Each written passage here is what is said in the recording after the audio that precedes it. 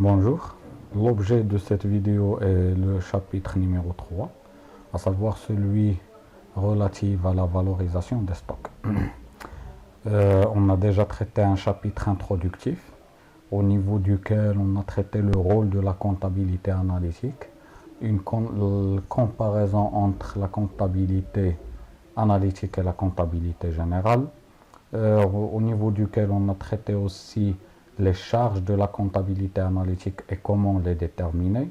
Et on a traité encore un deuxième chapitre au niveau duquel on a su comment traiter les charges indirectes. Et on a dit que les charges indirectes, pour qu'ils soient affectés au coût, il faut les traiter de deux manières, en deux étapes.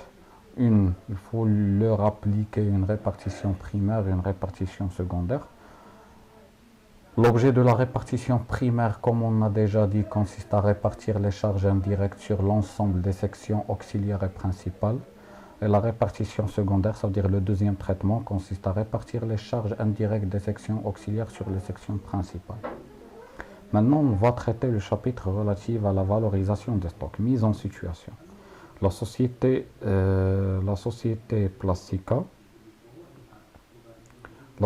Plastica a pour activité la fabrication de fûts en plastique utilisés comme emballage par diverses entreprises de l'industrie chimique. La société Plastica a pour activité la fabrication de fûts en plastique utilisés comme emballage pour diverses entreprises de l'industrie chimique. Les fûts sont des emballages en plastique et je vais vous les montrer en image. Voilà, les fûts. Les fûts, voilà, ce sont des emballages en plastique au niveau desquels on peut stocker les produits chimiques, on peut stocker par exemple le pétrole, on peut stocker l'huile, on peut stocker de l'eau, etc. Donc, ce sont des fûts, voilà. Donc, cette entreprise, qu'est-ce qu'il fabrique? Il fabrique des fûts à partir du plastique, c'est-à-dire la matière première, parce qu'ils fabriquent des fûts en plastique. C'est-à-dire la matière première utilisée par cette entreprise est représentée par le plastique. Donc ces fûts qui sont fabriqués en plastique sont utilisés comme des emballages par diverses entreprises de l'industrie chimique. C'est-à-dire le client ou la clientèle de cette entreprise plastique est représentée par les entreprises de l'industrie chimique. Son processus de fabrication est le suivant. Le plastique brut acheté, c'est-à-dire les achats de plastique brut, il achète le plastique brut en rouleau de 20 kg. Ça veut dire le plastique que cette entreprise achète, elle est achetée sous forme de rouleau. Elle achète des rouleaux de plastique. Chaque rouleau pèse combien? 20 kg. Les achats de plastique, c'est-à-dire le plastique brut acheté en rouleau de 20 kg, est stocké dans des entrepôts avant d'être amené vers l'atelier fabrication, où il est transformé. Ça veut dire le plastique, il est acheté, stocké, puis amené vers l'atelier fabrication, où il est transformé en fût. C'est bon? Donc, les fûts fabriqués sont également stockés. Ça veut dire le produit fini fabriqué par cette entreprise ou les fûts qui sont fabriqués par cette entreprise sont stockés également avant d'être livrés, c'est-à-dire avant d'être distribués aux clients. C'est bon? Les renseignements concernant le stock du plastique brut pour le mois de mars 2017 sont les suivants. Renseignements concernant le stock de plastique brut, ça veut dire les informations. Renseignements, ça veut dire information. Les informations concernant le stock de plastique brut, ça veut dire les informations concernant le stock de matières premières utilisées par cette entreprise pour le mois de mars 2017 sont les suivants. Stock au 1-3-2017, c'est-à-dire le stock à la disposition de l'entreprise, le stock de plastique brut à la disposition de l'entreprise au 1-3-2017, elle est de combien? De 400 rouleaux à 26 dirhams là. Ça veut dire à sa possession au 1-3-2017 un stock de 400 rouleaux, sachant que chaque rouleau pèse 20 kg. Et ces 400 rouleaux qui sont à la disposition de l'entreprise au 1-3-2017 ont une valeur de 26 dirhams là. C'est bon? Donc c'est le stock. Donc le stock du 1-3, il est composé de 400 rouleaux a une valeur de 26 dirhams là. Entrée en stock, ça veut dire donc les entrées qu'a connu le stock de cette matière première. Il y en a une entrée au 5-3 2017, une entrée. Bien sûr, le stock de matières premières enregistre des entrées lors des achats. À quel moment on peut dire que le stock de matières premières a enregistré une entrée? C'est dans le cas où on achète de la matière première. Donc les achats de matières premières représentent une entrée pour le stock de matières premières. C'est bon? Ça veut dire que l'entreprise a réalisé une entrée le 5-3 2017 ou une opération d'achat lors de la journée du 5-3 2017. Bon de réception. Ce bon de réception, c'est-à-dire c'est un bon établi par le magasinier, c'est-à-dire celui qui est responsable du stockage. À chaque entrée, il émet un bon de réception comme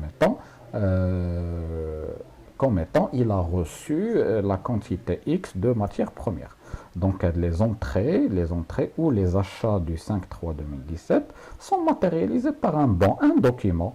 Le magasinier, dès qu'il reçoit les achats de marchandises, il émet un bon de réception. Le stock a connu une entrée, une augmentation si vous voulez. La quantité achetée ou la quantité enregistrée comme entrée le 5-3 2017, elle est de 500. Bien sûr, 500 quoi? 500 rouleaux, parce qu'il achète le plastique brut en rouleau de 20 kg. Le coût unitaire est de 30, ça veut dire chaque rouleau acheté parmi les 500 est de 30 dirhams, acheté à un coût de 30 dirhams. Acheté à un coût. Faisons attention s'il vous plaît, acheté à un coût et non plus à un prix. Qu'est-ce que j'ai dit? Les entrées en stock, il y en a deux. Le stock a connu une entrée lors de la journée du 5-3 2017, enregistrée suivant le bon de réception numéro 001. Ce bon de réception indique que l'entreprise a réalisé une entrée de plastique brut ou un achat de plastique brut de 500 rouleaux. Chaque rouleau est acheté et a enregistré son entrée en stock avec un coût d'achat de 30 dirhams et non plus avec un prix d'achat. C'est-à-dire ce montant de 30 dirhams représente le prix d'achat plus les charges d'approvisionnement. Et par voie de conséquence, faisez attention. Et ça sera une conclusion pour les séances prochaines. Donc dès qu'on dit entrée en stock, les matières premières, lorsqu'ils enregistrent leur entrée en stock, ils enregistrent leur entrée en stock avec quoi? Avec le coût d'achat. Ce qu'on a acheté, on les enregistre au niveau de notre stock avec le coût d'achat et non plus avec le prix. C'est bon? Le coût d'achat total des 500 rouleaux achetés et entrés lors de la journée du 5-3 est de 15 000. Donc au total, les 500 rouleaux achetés nous ont coûté 15 000 dirhams. Le stock de plastique brut a enregistré une autre entrée lors de la journée du 15-3 2017, enregistrée suivant le bon de réception numéro 002 établi et émis par le magasinier qui a reçu les matières premières en stock.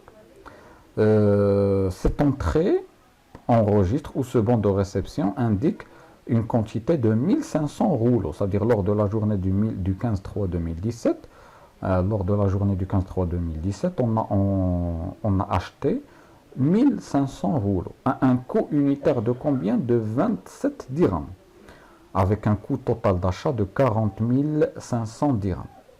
C'est bon? Donc, je répète, la société Plastica fabrique quoi? Fabrique des fûts en plastique. À partir de quoi? À partir du plastique brut, c'est-à-dire elle achète le plastique brut en rouleau et le transforme pour fabriquer des fûts qui sont utilisés comme emballage pour les entreprises d'industrie chimique, c'est-à-dire la clientèle de cette entreprise est représentée par les entreprises de l'industrie chimique. Son processus de fabrication est le suivant. L'entreprise achète le plastique brut en rouleau. Chaque rouleau pèse 20 kg. Le plastique brut acheté en rouleau est stocké d'abord, puis amené vers l'atelier fabrication, ça veut dire le plastique brut n'est plus transformé directement, n'est plus amené directement vers les ateliers de fabrication. Il est stocké, puis consommé. C'est-à-dire on stocke le plastique qu'on achète et puis on le consomme on l'utilise au niveau de l'atelier fabrication, où il est transformé en fût. Les fûts fabriqués sont également stockés avant d'être livrés au client. C'est-à-dire le produit fini, les fûts qu'on fabrique, sont également stockés avant d'être livrés, avant d'être distribués. C'est comme si on peut dire que cette entreprise réalise une production pour le stock. Une entreprise réalise une production pour le stock et non plus à la commande. Ils nous ont donné aussi les renseignements concernant le stock de plastique brut pour le mois de mars 2017. Ils nous ont dit que voilà, l'entreprise au 1/3/2017 dispose d'un stock de plastique brut de combien? De 400 rouleaux à 26 dirhams là. Ça veut dire au 1/3/2017, l'entreprise dispose d'un stock de plastique brut de 400 rouleaux à 26 dirhams, valorisé à 26 dirhams là. Les entrées en stock, ça veut dire les achats. Lorsqu'on dit les entrées de matières premières, les matières premières, lorsqu'ils enregistrent leur entrée en stock, ils viennent des opérations d'achat. La matière première provient de l'achat. Ça veut dire l'entrée en stock d'une matière première a pour origine une opération d'achat. Les entrées en stock de matières premières ou les achats de matières premières, l'entreprise a réalisé deux achats. Une opération d'achat lors de la journée du 15/3/2017 enregistrée suivant le bon de réception numéro 001 et mentionnant une quantité de 500 rouleaux avec un coût, je précise avec un coût de 30 dirhams, c'est-à-dire les 500 rouleaux qu'on a achetés lors de la journée du 5/3 sont enregistrés en stock avec leur coût d'achat qui est de 30. Et on a déjà dit que le coût d'achat, c'est le prix d'achat plus les charges d'approvisionnement, c'est-à-dire le prix d'achat des 500 de chaque rouleau plus les charges d'approvisionnement relatives à chaque rouleau égale à combien? À 30. Le coût d'achat total des 500 rouleaux achetés et entrés en stock lors de la journée du 5/3 est de 15 000. Lors de la journée du 15/3/2017, l'entreprise a réalisé une entrée de plastique brut suivant le bon de réception numéro 002 indiquant une quantité de 1500 rouleaux avec un coût de 27. Ça veut dire lors de la journée du 15/3, il a acheté 1500 rouleaux. Chaque rouleau a acheté à un coût de 27, un coût d'achat. Et au total, le coût d'achat des 1500 rouleaux achetés est de 40 500. Je précise et je dis et je redis que les matières premières, lorsqu'ils sont enregistrés en stock, lorsqu'on veut les enregistrer en stock, on les enregistre avec quoi? Avec le coût d'achat. Les matières premières, c'est une conclusion, notez-la. Les matières premières, lorsqu'ils sont enregistrés en stock, on les enregistre avec le coût d'achat. C'est bon? Sortie du stock à destination de l'atelier production. Sortie du stock. On a réalisé 4 à destination de l'atelier production. Bien sûr, lorsqu'on retire de la matière première des stocks, c'est pourquoi? C'est pour qu'il soit utilisé, c'est pour qu'il soit consommé. Donc pourquoi on va retirer une quantité déterminée d'un stock de matières premières? On va puiser dans un stock de matières premières. Pour quelle raison? C'est pour consommer. On a déjà dit que les achats, quand on a déjà fait la différence entre les achats revendus et les achats consommés. Les achats de marchandises sont destinés à la revente, alors que les achats de matières premières sont destinés à la consommation. C'est pour cela qu'on a déjà calculé et donné la formule des achats consommés. Ce qu'on a consommé, les matières premières se consomment. Alors, lorsqu'on puise dans un stock de matières premières, c'est afin de consommer ces matières premières. Donc, les sorties du stock de matières premières sont des consommations. Ça veut dire quoi? Ça veut dire qu'au niveau de la journée du 2/3/2017, on a consommé 200 rouleaux de plastique brut, suivant le bon de sortie. Bien sûr, d'abord, lorsqu'on va puiser dans un stock, le magasinier va établir un bon de sortie, parce que le stock va connaître une diminution, il va émettre un bon de sortie.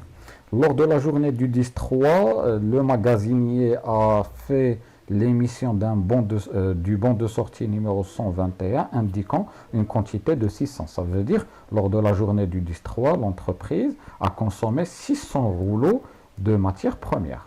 600 rouleaux de plastique brut, bien sûr. Donc, ce sont les sorties où les sorties d'un stock de matières premières sont destinées à la consommation. C'est-à-dire une conclusion très importante. Lorsqu'on enregistre une entrée au niveau des entrées en stock de matières premières sont les achats de matières premières, alors que les sorties d'un stock de matières premières sont les consommations. Ce qu'on a puisé dans un stock de matières premières, c'est afin d'être consommé, et ce qu'on a entré, ce qu'on a fait entrer, ce qu'on a enregistré comme une entrée au niveau d'un stock de matières premières, il provient des achats. Au niveau de la journée du 22-3, le magasinier a fait l'émission du bon de sortie numéro 122, indiquant 700, une quantité de 700. Ça veut dire lors de la journée du 22, l'entreprise a consommé 700 rouleaux de plastique brut. Le 29, l'entreprise, le magasinier a fait l'émission du bon de sortie numéro 123, indiquant une quantité de 800 rouleaux. Ça veut dire qu'elle a consommé 800 rouleaux. J'espère que j'ai bien expliqué cette application. C'est bon. Je vous demande maintenant, le travail à faire, c'est le suivant. Travail à faire. Travail à faire, schématiser le processus de production de l'entreprise Plastica. Expliquer pourquoi les sorties de matières premières ne sont pas valorisées dans le tableau ci-dessus. Donc, vous voyez que les sorties ne sont pas valorisées. Ça veut dire qu'ils n'ont plus une valeur. Normalement, on doit indiquer, on a consommé lors de la journée du 2-3 une quantité de 200. Mais à quelle valeur? Quelle est la valeur des 200 unités consommées? Ça veut dire que les sorties au niveau de cette application ne sont pas valorisées, ils n'ont pas une valeur. Pour quelle raison? Pour quelle raison on n'a pas valorisé? L'application n'indique pas la valeur des sorties. C'est bon? Pourquoi les sorties ne sont pas valorisées? C'est bon? C'est la deuxième question. Expliquer pourquoi les sorties de matières premières ne sont pas valorisées, ça veut dire qu'ils n'ont pas une valeur. Par contre, les entrées, ils sont valorisés. Voilà la valeur de l'entrée du 5.3 et voilà la valeur de l'entrée du 15.3. C'est-à-dire les entrées sont valorisées, ils ont une valeur. On a dit que voilà, lors de la journée du 5.3, on a réalisé une entrée, c'est-à-dire des achats de matières premières pour une valeur de 30. Et lors de la journée du 15.3, on a acheté 1500 avec une valeur de 27. C'est-à-dire les entrées sont valorisées, alors que les sorties ne sont pas valorisées. Pour quelle raison? 3. Pourquoi est-il nécessaire de valoriser de manière constante les sorties de matières premières et de produits finis? Pourquoi est-il nécessaire de valoriser? Pourquoi il est nécessaire de donner à chaque instant la valeur des sorties de matières premières et des produits finis de façon générale? Proposer une ou deux méthodes de valorisation des stocks. Proposer une méthode qu'on doit utiliser, une manière, un principe, c'est bon?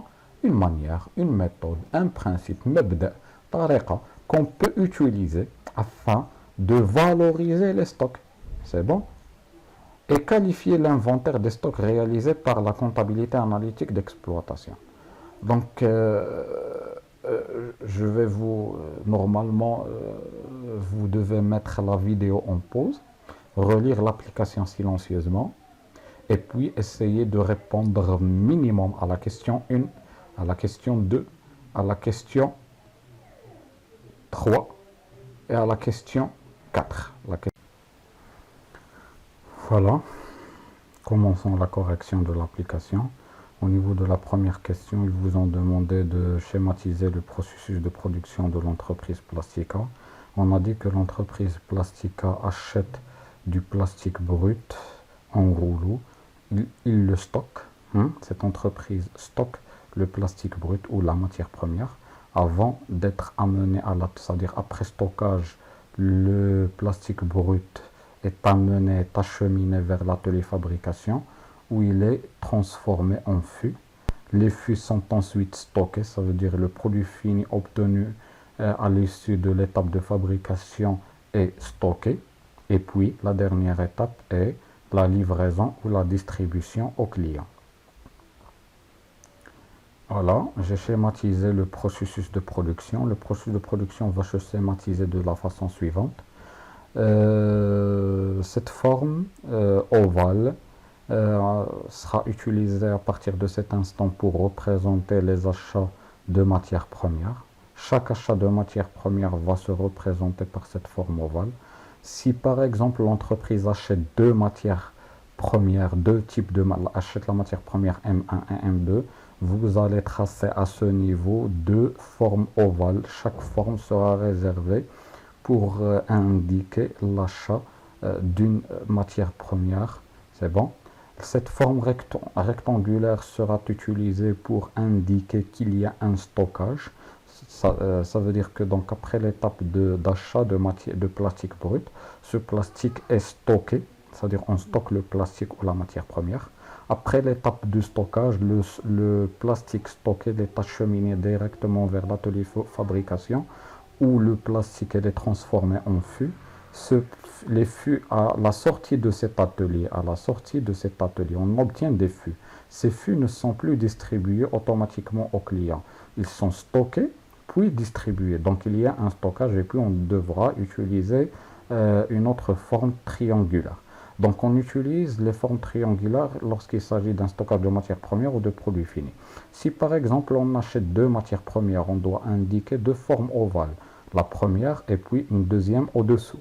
Et puis si on stocke la première et la deuxième, donc on doit tracer un triangle devant la première forme pour indiquer que la matière première, par exemple 1, est stockée, et on devra tracer un triangle devant la forme ovale numéro 2 pour indiquer que la matière première numéro 2 est stockée aussi, et ainsi de suite. C'est de cette façon.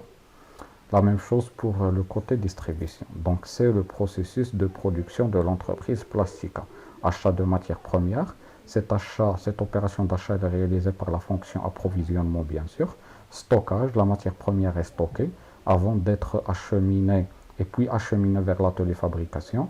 À l'issue de l'atelier fabrication, on obtient les produits finis. Les produits finis sont stockés.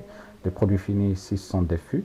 Les fûts, lorsqu'ils sont après stockage des fûts, ils sont distribués, c'est-à-dire ils sont vendus. Et la distribution donc fait partie de la fonction distribution. C'est bon? Voilà, vous pouvez recopier le processus de production. Deuxième question, ils vous ont demandé d'expliquer pourquoi les sorties de matières premières ne sont pas valorisées dans le tableau ci-dessus. Pour répondre à cette question, on devra chercher la valeur des 200 unités consommées lors de la journée du 2-3, la valeur des 600 unités consommées lors de la journée du 10-3, celle des unités consommées au niveau de la journée du 23 et celle des unités consommées lors de la journée du 29-3. En comparant les dates, les 200 rouleaux sont consommés lors de la journée du 2-3. C'est bon? Les 500 unités sont achetées lors de la journée du 5-3. Ça veut dire qu'on a consommé les 200 avant l'entrée du 5-3. Et bien sûr avant l'entrée du 15-3. Ça veut dire qu'on a consommé les 200 avant d'acheter les 500 unités et avant d'acheter les 1500 unités.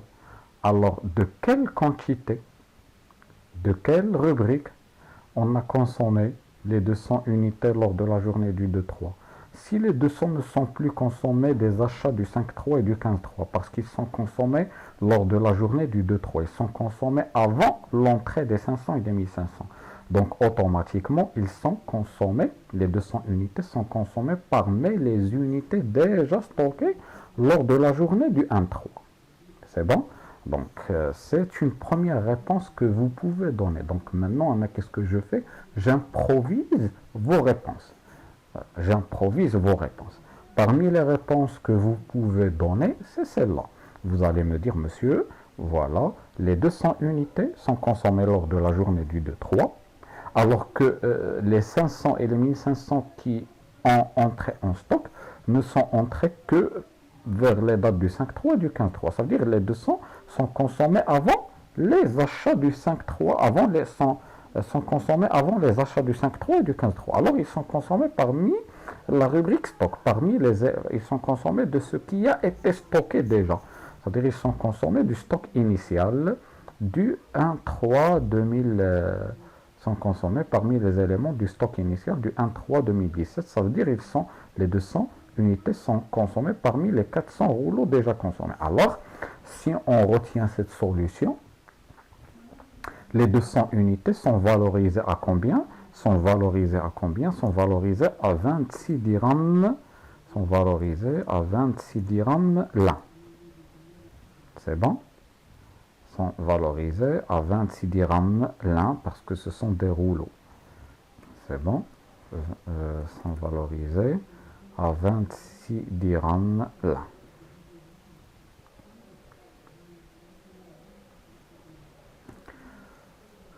Et pour les 600, si on retient toujours la même méthode qu'on a proposée, si vous voulez, que vous avez, que vous pouvez proposer, les 600 unités sont consommées lors de la journée du 10-3. Ça veut dire juste après l'entrée du 5-3 et avant l'entrée du 15-3. C'est bon? Les 600 unités consommées lors de la journée du 10-3 sont consommées juste après l'entrée du 5-3 et avant l'entrée du 15-3. Donc, est-ce qu'on a consommé les 600? Est-ce qu'ils sont consommés complètement? Est-ce qu'ils sont puisés complètement des stocks ou du stock initial? Et la réponse sera négative parce que lorsqu'on a consommé les 200 parmi les 400 unités déjà stockées, il n'en reste que 200. Il y avait 400 unités en stock. On a consommé 200 parce que vous allez me dire, on a supposé que votre réponse est que les 200 sont consommés avant les entrées, avant les deux entrées, alors ils sont consommés du stock initial. Ça veut dire de ce stock on a consommé 200, il en reste 200. C'est bon? Donc les 600, est-ce qu'ils sont consommés du stock initial? C'est impossible parce qu'on a consommé 600. Et après la consommation réalisée lors de la journée du 2-3, il n'en reste en stock que 200. Alors c'est impossible de consommer les 600 parmi les éléments du stock initial parce que le stock initial, après la consommation réalisée lors de la journée du 2-3, est insuffisant pour faire face à la consommation de la journée du 10-3, qui est de 600. Alors, qu'est-ce que vous allez me dire, monsieur? Voilà, les 600 sont... vous allez me dire, voilà, monsieur, voilà, les 600 sont à la fois, seront consommés à la fois des unités restantes en stock et de ce qui est acheté lors de la journée du 5-3 parce qu'on a consommé les 600 lors de la journée du 10-3, c'est-à-dire juste après les achats réalisés lors de la journée du 5-3. Ça veut dire, alors, pour satisfaire l'entreprise pour consommer les 600, elle a dû utiliser ce qui a resté en stock après avoir consommé les 200 du 2-3 et va compléter sa consommation de ce qui a été acheté lors de la journée du 5-3. Et donc, qu'est-ce que vous allez me dire? Oui, voilà, monsieur, les 500 unités seront valorisées à deux prix, car les 600 unités consommées lors de la journée du 10-3, selon la méthode que j'ai supposée, qu'on a supposé, les 600 unités consommées seront à la fois les 200 restantes en stock et 400 unités parmi les achats du 5-3. Ça veut dire les 600 unités consommées lors de la journée du 10-3 seront valorisées à deux prix. 200 qui sera valorisé à 26 dirhams. Là. Et donc, ça représente quoi 200? Ce sont les 200 restantes en stock après avoir consommé les 200 du 2-3. Après avoir consommé les 200 du 2-3, le stock initial, il en reste combien? 200 à 26 dirhams. Ça veut dire pour consommer les 600, on a dû consommer les 200 unités restantes en stock à 26 dirhams là.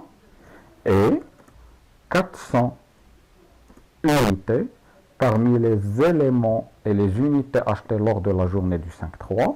Et puisque les éléments achetés lors de la journée du 5-3 sont achetés à un coût de 30, ça veut dire les 400 unités qu'on va consommer parmi ces achats seront valorisées à combien? À 30.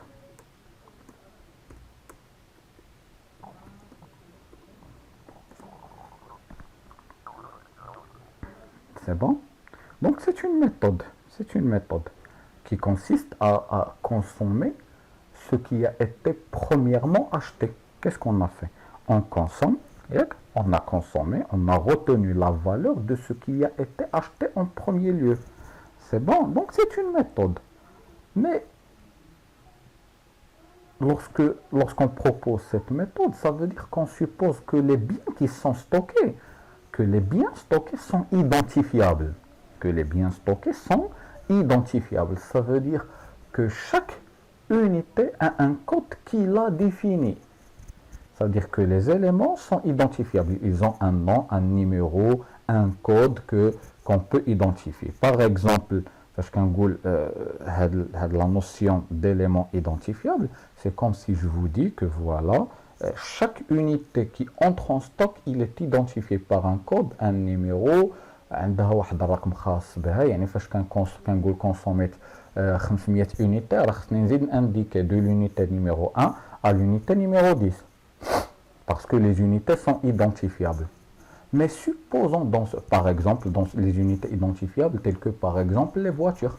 Chaque voiture comporte un numéro de matricule, un code, elle est déjà. Donc le stock, si on stocke des voitures, le stock de voitures sera un stock composé d'unités qui sont identifiables, bien connues, bien déterminées. Ils ont un nom, une identité, si vous voulez. عندهم واحد التعريف. ولكن supposons que l'entreprise stocke des produits qui sont non identifiables, tels que les rouleaux de plastique. Est-ce qu'à votre avis, une entreprise, lorsqu'il va acheter des rouleaux de plastique, il va donner un numéro pour chaque rouleau pour qu'il soit identifié? Eh bien non. C'est comme si une entreprise qui achète le blé en vrac. Le blé en vrac, ça veut dire زرع ماشي بالخناشي. Le blé en vrac, ça veut dire هكا بالكاميونات كيجي نيشان من عند الفلاح. C'est bon si vous voulez de cette façon. يعني le blé en vrac acheté en gros si vous voulez, stocké, puis l'entreprise, son activité consiste à remplir le blé dans des sacs et le vendre. C'est bon. Est-ce que l'entreprise, à votre avis, j'ai donné cet exemple qui est extrémiste pour vous montrer le cas extrême, le cas contraire. Est-ce que l'entreprise peut connaître, peut déterminer chaque unité de blé stocké? Est-ce que chaque unité de blé stocké aura un nom ou un numéro ou un code qui va l'identifier par rapport aux autres? C'est impossible. C'est la même chose pour cette entreprise qui stocke des rouleaux en plastique. Les rouleaux en plastique sont semblables, il n'y a pas une utilité, mais qu'il y a une utilité ou là, un avantage, leur identification. Ce sont des unités qui vont être achetées et consommées. Ça ne représente plus un stock de voitures, ou là, un stock de machines, ou là, un stock de réfrigérateurs, qui sont des biens qui doivent porter un nom, un numéro de matricule, voilà, un code, etc. Ils ont une référence. Les stocks de plastique, de rouleaux de plastique, sont des biens qui n'ont pas de grande importance que les voitures, etc. C'est comme si l'entreprise, comme je viens de vous dire, qui stocke le blé en vrac. Donc l'entreprise ne peut pas identifier unité par unité. C'est pour cette raison que cette méthode qu'on a proposée pour valoriser les sorties s'avère difficile. Il est applicable, il est possible dans le cas où le stock est identifiable, dans le cas où les unités stockées sont identifiables par un nom, par un numéro de matricule, etc. Mais dans le cas où l'entreprise stocke des biens qui sont non identifiables, qui n'ont pas de numéro, qui n'ont pas d'identité, qui n'ont pas un numéro de matricule qui permet d'identifier unité par unité. Donc c'est impossible d'appliquer cette méthode. Par exemple, dans ce cas où j'ai consommé 600, comment je peux savoir est-ce que j'ai consommé les 500 unités du 5.3 et 100 unités parmi les unités stockées, ou j'ai consommé les 200 unités stockées, les 200 unités restantes en stock plus les 400 unités parmi les achats du 5.3, ou j'ai consommé 150 unités parmi les éléments stockés et 350 unités parmi les éléments achetés du 5.3, voilà, je pense que vous avez compris. Et donc, cette méthode qu'on a proposée s'avère difficile et impossible dans le cas où les éléments stockés ne sont pas identifiables. S'ils sont identifiables, c'est bon, je peux distinguer, voilà, j'ai consommé 200 unités les achats du 5 et 100 unités parmi les achats du 15, etc. Donc, parce que les unités sont identifiables. Mais si les unités ne sont pas identifiables, C'est bon, on stocke par exemple, je sais pas, un bien qui n'est pas identifiable, qui n'a pas un nom. Donc, je stocke par exemple le pétrole. Ah, le pétrole, je le stocke dans des barils, etc. Et les barils sont semblables, ils n'ont pas de nom, ils n'ont pas de code, ils n'ont pas identifiable. Donc, comment je peux connaître que j'ai consommé des unités parmi les éléments du 5.3, du 15.3, parmi les éléments stockés, ou je sais pas. Donc, je ne peux pas connaître qu'est-ce que j'ai consommé et les unités que j'ai consommées font partie des achats ou des achats de quelle date ou des unités qui sont déjà stockées, je sais pas. Donc, la méthode qu'on a adoptée pour l'explication s'avère impossible pour les biens qui sont non identifiables. On dit pour les biens qui sont fongibles. Les biens fongibles, c'est-à-dire les biens qui sont non identifiables, qui sont semblables, qui ne sont pas identifiés par un nom. Et donc, cette méthode est impossible. Donc, supposons maintenant que, donc on va dire que le plastique brut acheté par l'entreprise ne sont pas identifiables unité par unité.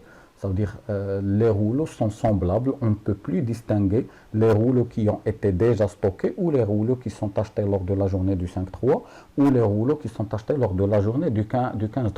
L'ensemble des rouleaux achetés ou stockés sont semblables, ils n'ont pas de numéro, ils ne sont pas identifiables. Comment je peux connaître dans ce cas qu'est-ce que j'ai consommé? Est-ce que j'ai consommé les 600 parmi les achats du 5.3 ou parmi les éléments stockés? Qu'est-ce que j'ai consommé avec précision? Donc je ne peux pas établir ce travail. Donc je ne peux pas dire que j'ai consommé 200 unités à 26 dirhams et 400 unités à 30 dirhams. C'est bon? Donc je ne peux pas faire ce travail parce que les unités sont fongibles. ما نقدرش نعرف هاد les 600 من واش كونسوميت 200 من ستوك ولا 400 من 5.3 ولا غير 150 من ستوك ولا غير 100 من ستوك ولا. Comment je peux savoir? C'est impossible si les biens sont fongibles. Alors qu'est-ce que je peux faire? Donc cette méthode est impossible, son application est impossible si les biens qui sont consommés sont fongibles, alors s'ils sont non identifiables. Alors qu'est-ce que je peux appliquer comme méthode afin de valoriser et de donner une valeur à la quantité consommée? Je vous recommande de mettre la vidéo en pause et de réfléchir un petit peu sur une manière qui nous sera utile afin de donner une valeur pour les éléments consommés à partir d'un stock. C'est bon? Je vous propose la mienne. Dans le cas des biens qui sont fongibles, c'est-à-dire dans le cas des biens qui sont non identifiables, qu'on ne peut plus les distinguer les uns des autres, alors qu'est-ce qu'on peut faire? On peut retenir par exemple un coût moyen. Supposons, je vous ai déjà dit que la comptabilité analytique s'effectue de façon mensuelle ou trimestrielle. Ça veut dire à quelle date j'aurai besoin de la valeur des unités stockées. À quelle date j'aurai besoin de la valeur des unités consommées. C'est à la fin du mois ou à la fin du trimestre pour calculer les coûts. Donc j'aurai besoin de la valeur de ce que j'ai consommé pour connaître ce que j'ai consommé, la valeur de ce que j'ai consommé pour connaître la valeur de ce que j'ai produit. C'est bon, le coût de ce que j'ai produit. Et donc j'aurai besoin de ces informations, j'aurai besoin de la valeur de ce qui a été consommé à la fin du mois ou à la fin du trimestre. Et à la fin du mois et à la fin du trimestre, je peux connaître mon stock initial, je peux connaître l'ensemble des achats réalisés pendant cette période, pendant ce mois ou pendant ce trimestre, et je peux connaître, comme c'est le cas devant vous au niveau de cette application, je peux connaître l'ensemble des consommations réalisées pendant le mois. Donc, vous voyez, à la fin du mois, parce que ce sont les données à la fin du mois, je vous ai présenté le stock qui existait au début du mois de mars. Je vous ai présenté les entrées réalisées pendant tout le mois de mars et je vous ai présenté l'ensemble des sorties ou des consommations réalisées pendant tout le mois de mars. Parce que c'est vers la fin du mois ou vers la fin du trimestre que j'aurai besoin de connaître la valeur de mes sorties, de mes consommations pour évaluer ce que j'ai consommé, ce que j'ai produit et bien sûr pour connaître la valeur ou le coût de revient de ce que j'ai produit et de ce que j'ai vendu afin de connaître mon résultat analytique. Et puisque c'est le cas, et puisque les biens sont non identifiables, sont non fongible. Donc, on ne peut plus connaître ce qu'on a consommé. Ce qu'on a consommé de ce qui a été stocké, de ce qui a acheté pendant la journée X, ce qui a été acheté pendant la journée Y, et ainsi de suite. Donc, la solution la plus simple pour moi, et j'espère que vous l'avez trouvée, c'est de faire évaluer les stocks, avec un coût moyen. Avec un coût moyen. Ça veut dire, ça veut dire le coût moyen de quoi? De ce qui existe en stock. Parce que lorsqu'on consomme, on consomme de ce qui est en stock. C'est bon? Lorsqu'on consomme quelque chose d'un stock, on consomme de ce qui est en stock. C'est bon? Lorsqu'on puise dans un stock pour consommer, on consomme de ce qui est en stock. Et le stock se remplit par quoi? C'est bon? Se remplit par ce qui existait déjà et par les entrées. C'est-à-dire, je peux calculer le coût moyen de l'existant en stock à la fin du mois. Je peux calculer le coût moyen de l'existant en stock à la fin du mois pour évaluer les sorties réalisées pendant l'ensemble de la période.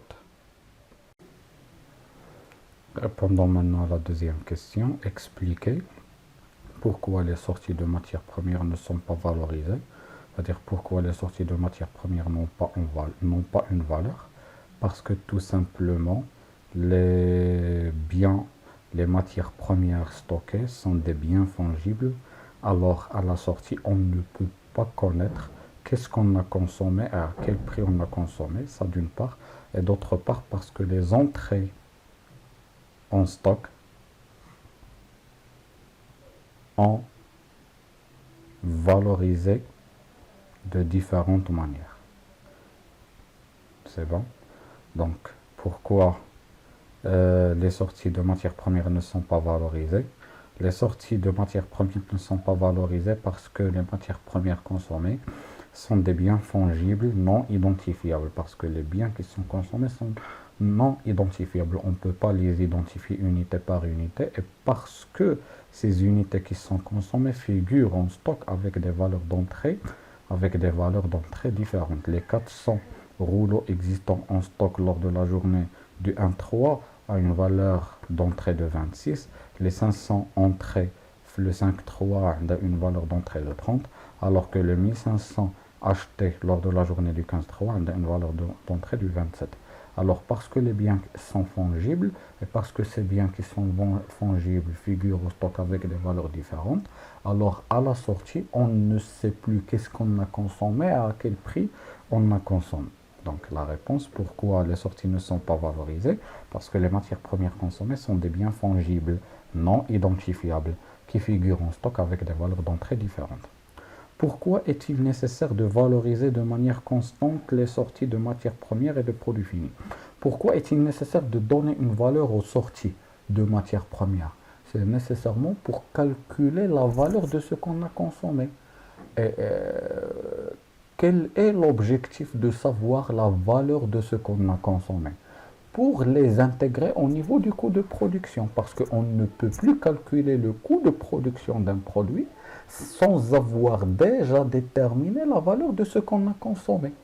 C'est bon? Donc, la valorisation des matières, la valorisation des sorties des matières premières et des produits finis est nécessaire et doit être réalisée de manière constante pour que l'entreprise puisse calculer les coûts de production et les coûts de revient nécessaires à la détermination des résultats analytiques. Donc, il est nécessaire de valoriser de manière constante les sorties de matières premières de produits finis, car l'entreprise sera amenée dans le cadre de la comptabilité analytique à calculer de façon continue les coûts de production et de revient nécessaires à la détermination de résultats analytiques. Pourquoi la valorisation des sorties est-il nécessaire? C'est pour calculer les coûts de production et de revient. Proposer une ou deux méthodes de valorisation des sorties de stock. Alors, il y en a plusieurs méthodes qu'on peut appliquer pour valoriser les stocks. Si les biens ne sont pas identifiables, ça veut dire qu'on ne peut plus identifier unité par unité. Et on cherche à déterminer la valeur des sorties à la fin de la période. On ne peut retenir comme méthode de valorisation que celle relative au coût moyen. C'est-à-dire la seule solution qui reste pour valoriser les sorties, c'est celle relative au coût moyen de l'existant en stock. Valoriser ce qui a été consommé par le coût moyen des unités stockées. Mais si les unités sont identifiables, ça veut dire on peut identifier unité par unité. On peut par exemple appliquer la méthode du premier entrant, premier sortant. C'est bon.